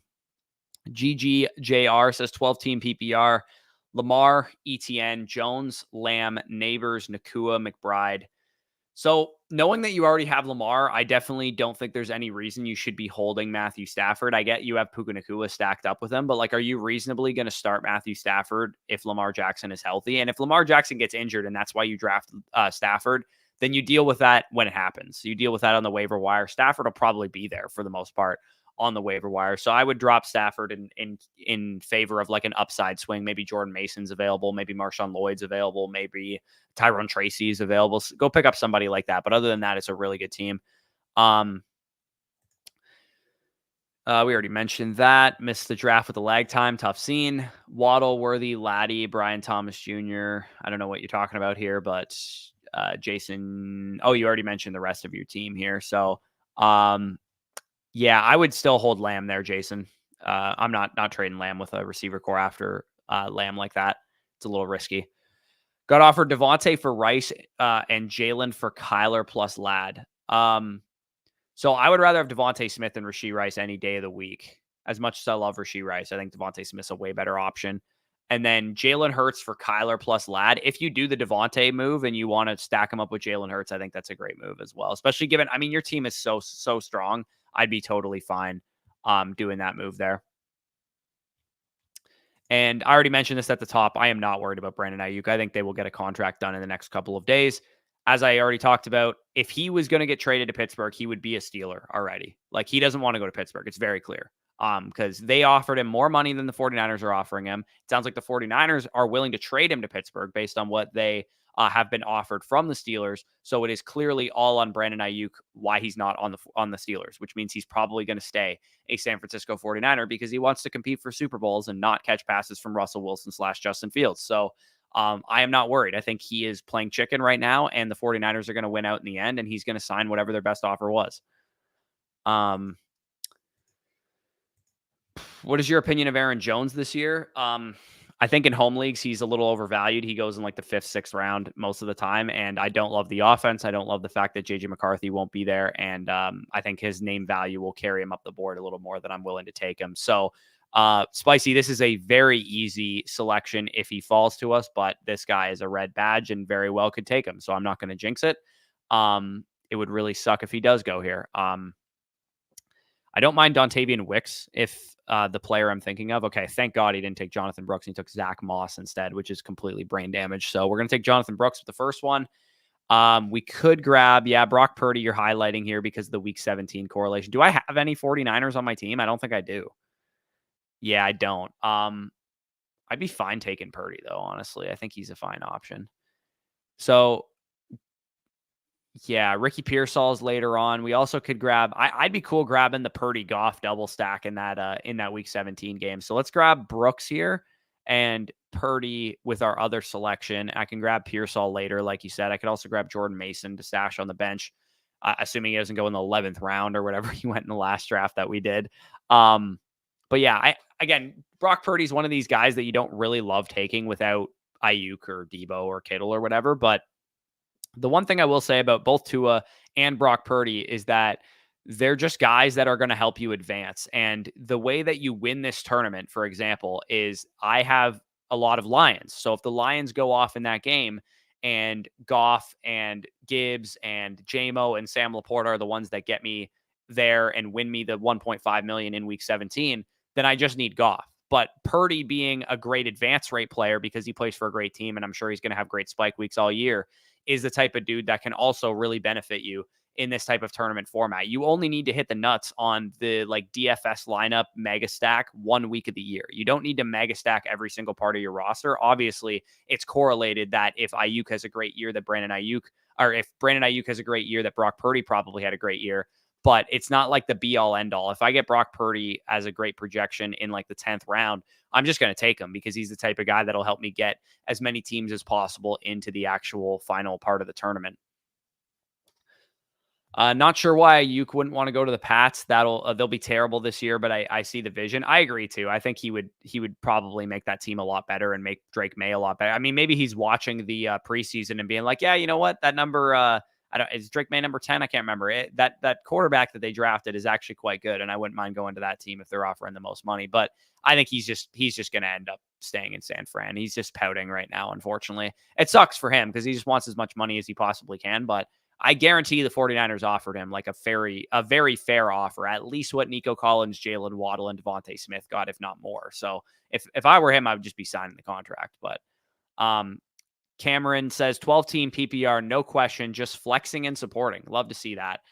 First draft done.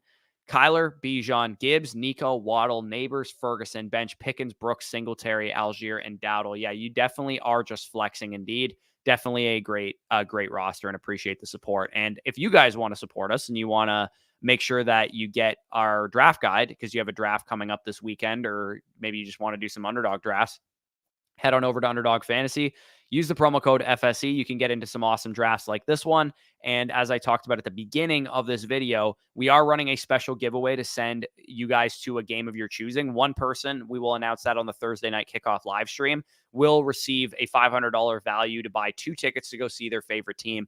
And that'll be an awesome prize for you guys, for our Underdog code users. Really appreciate all the support we've gotten over there. And also, too, they do have a free Pick'em live right now. I will be doing Pick'ems over on our TikTok all season long. I'm going to be tracking my progress there with the help of Spicy Hot doing the entries for me in Texas.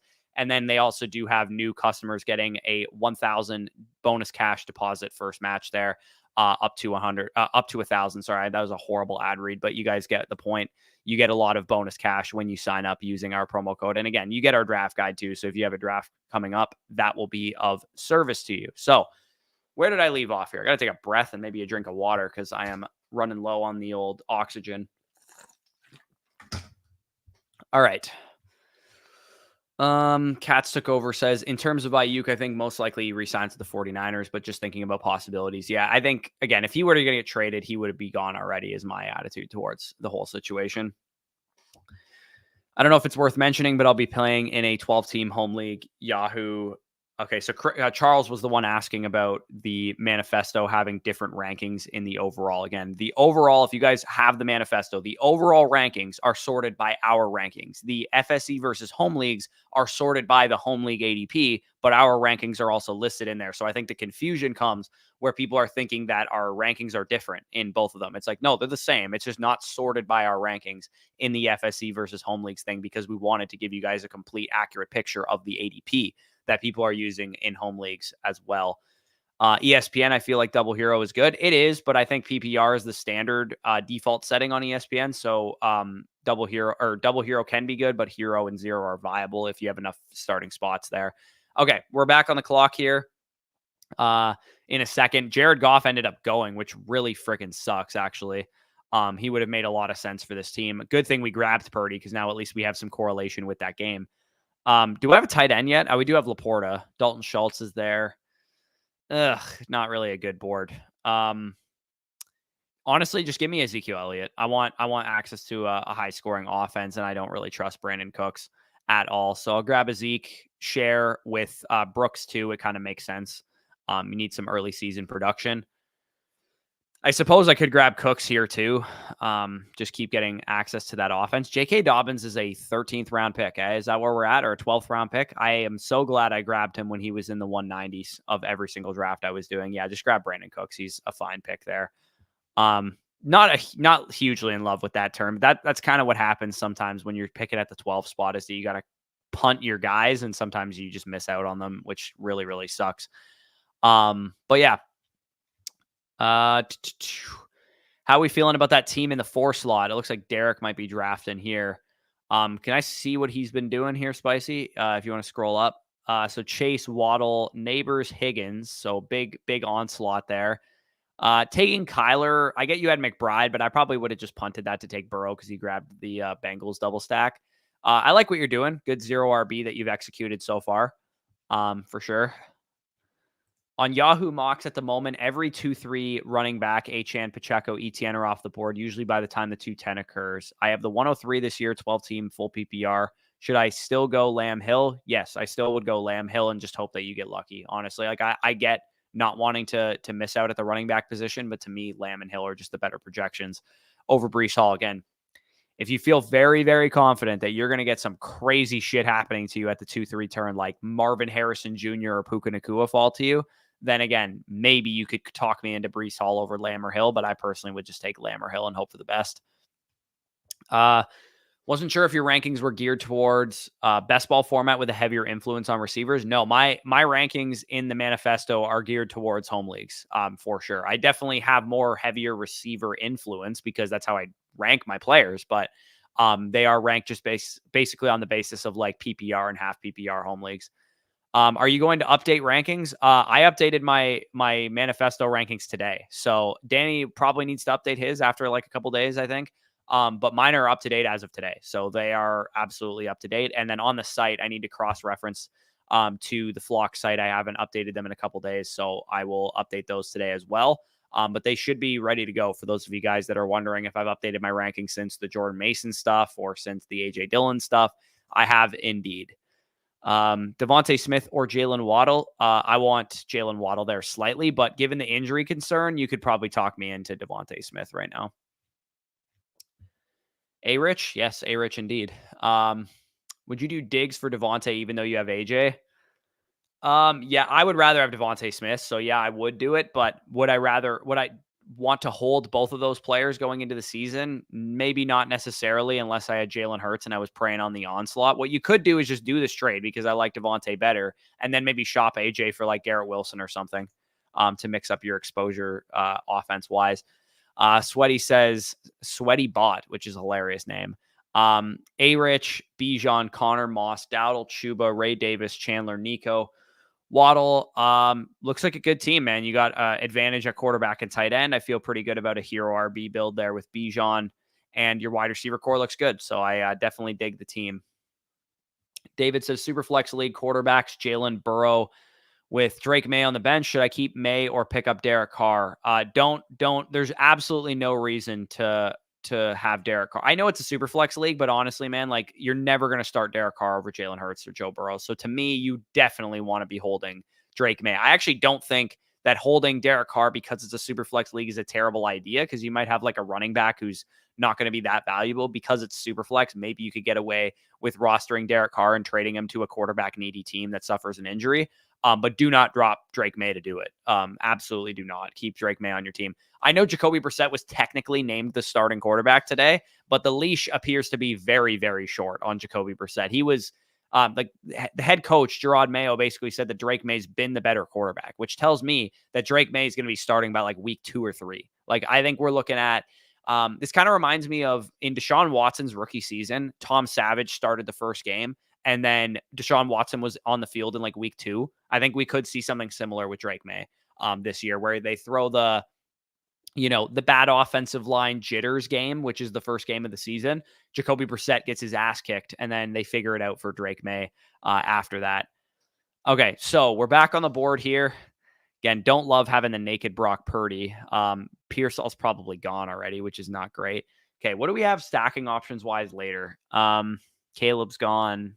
Dak's gone. Fuck, man, this is brutal. Okay, Pearsall is on the board. So we'll grab Pearsall with one of these selections because I don't want a total naked Brock Purdy. I might just take, again, like, I don't know what the hell is going on with Justin Herbert. Why the hell is Justin Herbert falling this far? Like, I don't want to have to take another naked quarterback, but I feel like I friggin' have to take Justin Herbert here. So we'll take Justin Herbert, I guess, and hope that I can maybe stack him up with some disgusting Chargers wide receivers later on. Maybe I can grab like Kamani Vidal and Quentin Johnston or DJ Chark or something. I don't know, man. It's not looking great for the quarterback stacking options here. This might be a 3 QB build as well. I could grab Sam Darnold as my third quarterback to go along with Addison. All right, we're almost caught up on comments here. This team needs a Brock Purdy bring back. Yeah, we got that on lock there. Ayuk not practicing again. I'm not really that concerned. How confident are you in Bowers this year? I will say Bowers is a good redraft tight end, but I'm getting a little bit worried about this like foot issue that he's suffering from. He's been out of practice for like a week and a half now. And as a rookie, you don't really want to see the guy being out of practice because he's missing those valuable reps that help him develop, and it could lead to a slow start. So if you have Brock Bowers in redraft, you might want to kind of use like a backup tight end in the meantime early on in the year. And in best ball, again, he's obviously great for these tournaments because if he's a stud by midseason, it's not going to matter. But I feel a little bit concerned with him over like Njoku and Ferguson and those type of guys that I feel a little bit more confident in early in the year. Dynasty, Olave for Pacheco and Chase Brown. I want Olave there, to be honest. It's a pretty easy one for me there. New England just sounds like a boring place to play. Yeah. I mean, coming from San Francisco, going to New England, not a great situation there, Spicy.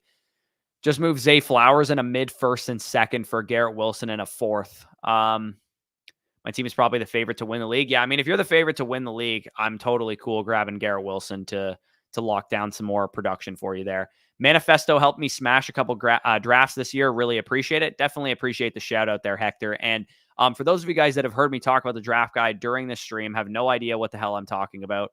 The manifesto has a number of different features. So for starters, I'll kind of rattle through them. You can see on the screen there, our rankings look like this in the manifesto. And we've had a couple rankings changes since the screenshot. So just keep that in mind. But you can see our tiered base rankings. Both of us have our rankings in here versus ECR, underdog ADP.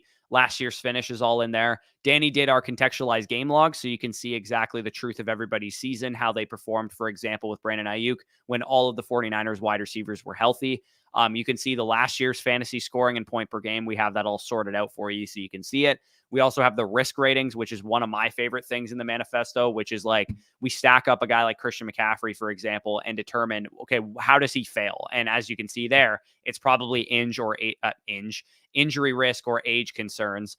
And then same with Tyreek Hill. It's probably like age concerns, things of that nature. With CeeDee Lamb, I mean, he has like absolutely no risks now because he signed the contract. We also have, as we were making reference to, the home league ADP versus our ranking. So as you can see on the right side there, multi-site round by round ADP, average of sleeper, ESPN, underdog, Yahoo, and NFL. That's where it's sorted by in the FSC versus home leagues thing. And then you can see our FSE rank highlighted in yellow on the left side there. And again, if you do want access to our draft guide here, you can sign up on Underdog Fantasy, draft some of the players that we've talked about today. Use code FSE, and I've gotten so many questions on it, so I will absolutely clear this up right now. When you sign up, you use promo code FSE, you sign up with $10. You have to make a $10 deposit or more to get the draft guide. Within 24 hours, you will have the draft guide in your email inbox. That is where it goes to. I've gotten a million questions.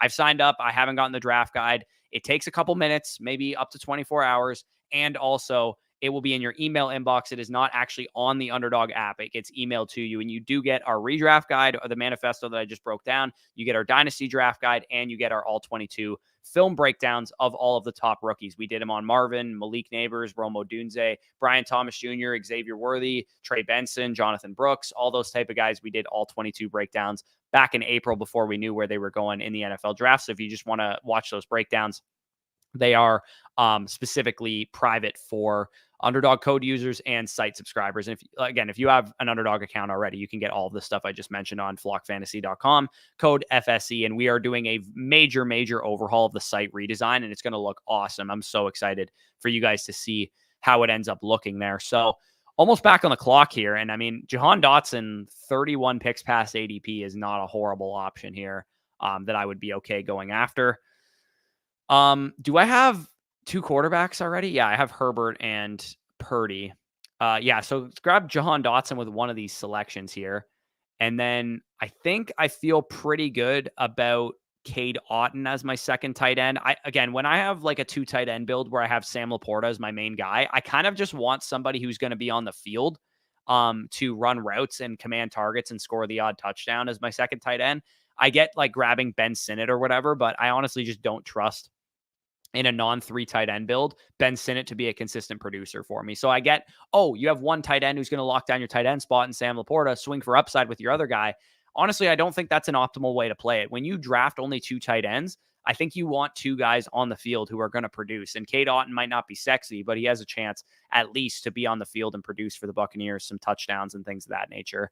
The manifesto is a must-have, guys. Yeah, I really appreciate the feedback that you guys are giving us. And if you, I did actually make an update to the manifesto today with all of the recent fantasy news that came out from the preseason. I hadn't updated that in about 2 weeks. Apologies for that, but I do have all of the manifesto news updates in right now. And you can basically just go in and see, okay, what's every piece of news that's been important that has come out in Denver Broncos training camp since the beginning of May. All of it is in there. And I've done it for every single team. So if you're following the breadcrumbs and being like, okay, the Broncos have mentioned a lot of things about Javonte Williams so far, that's something that we can maybe take away. If I had done this last year, I would have drafted way more Puka Nacua, which is why I did it this year and really tracked the training camp news a lot better than I did last year. So Remy says, first time doing a fantasy football league in a 8-team half PPR. What is the adjustment between an 8-team and a 12-team? So in an 8-team league, the biggest adjustment you want to make is, for starters, you just don't need depth whatsoever. 8-team leagues, you're going to have great options on the waiver wire. You're going to have great options on your bench. So every single pick that I'm making in an 8-team league in a half PPR is I want players that can absolutely crush fantasy football. I don't really care about Christian Kirks or Terry McLaurin's, guys that are kind of just average wide receiver 3 types. You want players that can crush. So rookies, upside swings, elite quarterbacks, and elite tight ends are definitely extremely important in 8-team leagues as well. So definitely pay attention to those factors. And again, check out that video I did last year, the fantasy football draft strategy, non-PPR, shallow and deep leagues. I talked pretty in depth about how you can take away like strategy stuff from deep leagues versus shallow leagues and non-PPR versus full PPR. And I just linked that in the live chat. So anybody that's in a standard league, anybody that's in a 16-team league, a 14-team league, or an 8 or a 10-man league, you should probably watch that video from last year. I'm not going to have a chance to do an updated version of it this year, but the strategy stuff is the important part that you can take away from it, not necessarily like the mock drafts that I did at the end of that video. So Charles says, give me Lamb, Achane, Pacheco, first 3 picks from the 3 spot. Yeah, I feel really good about that. Once Danny made the Tyreek Hill trade last year in the Listener League, we all knew it was over. Yeah, Slats is 100% correct. We all knew it was over once Danny had Justin Jefferson and Tyreek Hill in that Listener League. I can't remember who he made that trade with. If you're in the chat, reveal yourself. But Danny getting Tyreek Hill for not much. I think it was like Mike Evans and like a running back 2 or something like that. We all kind of were just like, that is a horrible trade. I can't believe he gave away Tyreek for that. And we all knew it was curtains. You guys going to have a video on the startup from a few months back? Unfortunately, we will not. Devontae, I would love to say we're going to recap startups in Dynasty videos, but the reality is I feel like a lot of people don't watch that when we do it, so we don't typically make it a priority. We could definitely do like a all-inclusive recapping of startups that we did as a site exclusive potentially. So people can go and the diehards who want to watch that kind of stuff on the Dynasty side of things on the Flock site, they could go back and watch that. But unfortunately, we're just running low on time. The season starts a week from now. So yeah. Okay, we are caught up on comments just in time for me to be back on the clock. We only have 4 running backs. How many receivers do we have on this team, Spicy? 8 receivers. Okay. I think I'm going to push it and make this just a 2 quarterback build, even though I maybe should draft a 3rd quarterback. Let's grab. I'm liking Dameon Pierce still. Honestly, I know it's kind of a stupid pick because he's been kind of in the doghouse with the Texans, but I still think he has a chance to be a good handcuff for Joe Mixon this year. So we'll grab him as an upside swing. And then do you want to go to the wide receiver position? Is there a Chargers receiver that I can draft that's on the board? DJ Chark, I believe, is on the board. I could do a scroll the F down. Let's get Brennan Rice. Let's go Brennan Rice instead of DJ Chark. DJ Chark stinks. Let's grab Brennan Rice so we don't have a totally unstacked Justin Herbert here. And we finish this one off with a 2.592. Again, don't feel great about how things shook out for me, especially at the onesies. But I like the running back core. I don't mind the wide receiver core. Again, not my favorite team that I've drafted, but definitely not the worst team I've drafted either. Have you ever played in a guillotine league? I have not, actually. I know guillotine leagues is kind of a cool concept, but I have never personally played in one. The eliminator contest on Underdog, I believe, is quite similar to a guillotine league where you don't actually get players, I think, but you are kind of just like eliminated if you don't advance out of the first week. Did the Listener League lottery go out already? It did. So if you guys entered the Listener League, we are actually waiting on one person to join. If your email address is like something Hall of Fame at gmail.com, that's the person we're waiting on. But everybody else who is in the league, the Listener League is in right now. So if you didn't get an email, you probably did not win. But we do have some provisional people that we did draw names for in case this last person doesn't join. Probably by like tomorrow night, if they're not in the league, I'll probably roll one of the provisionals. And whoever joins first will be the one who gets in the league. But yeah, we did actually draw the Listener League lottery already. And if you're wondering when we're drafting that Listener League, we will draft it Sunday night at 7:30 p.m. Eastern. We will be live on the channel doing the 100-yard dash for the draft order and, of course, doing the Listener League draft. And if you guys are in the Listener League, we typically let you guys pop in and talk about your picks live on the channel as well. You can definitely do that if you want to. If not, you can just draft with us, obviously, if you're in the Listener League. And we've had a couple people that are in the league kind of shout out to them. So we are closing out this draft. Appreciate you guys for joining us. Again, use underdog code FSE to get our draft guide.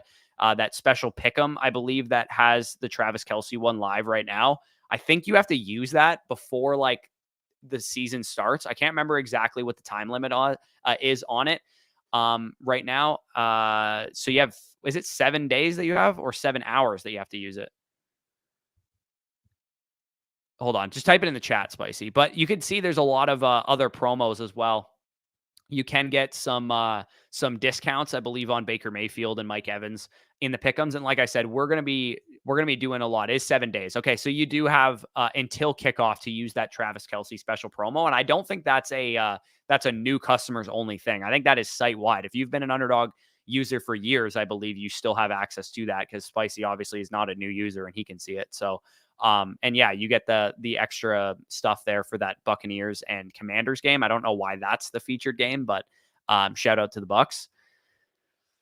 Thoughts on Jacobs after the Dillon news? I'm not really changing my opinion too much on Josh Jacobs after the Dillon news, but with Lloyd on the mend, and apparently he might start the season on PUP or on IR, and then Dillon is out for the year. I feel pretty good about Jacobs. If you guys drafted him in like the early 4th, late 3rd round, he's probably going to be a really good option for you guys to start the year. I've drafted a ton of Jacobs in best ball, so I feel pretty good about that. And I think on this account, Spicy, don't we have like a shit ton of Jacobs? Yeah, 19.2% Josh Jacobs. So I feel really good about that. On my own personal account, I think I have like 21% or something of Jacobs. So I got my shares in best ball. I wasn't a huge fan in redraft leagues. Ayuk, we need him to come back for sure because we are drafting a whole lot of them. So Spicy, appreciate you for joining me and doing this draft. This will probably be our last Underdog stream, I would imagine. Maybe we can get one fired up earlier next week if there's like a last-ditch contest that gets dropped, but I think Best Ball Mania will probably close this weekend. Again, check out Underdog if you guys want to. Leave a like on the stream if you guys enjoyed. Subscribe to the channel if you're new around here. Check out the draft guide. Check out all the other bonus content that we got going on. Stay tuned for Danny's video later today. But with that being said, peace out. We'll talk to you soon.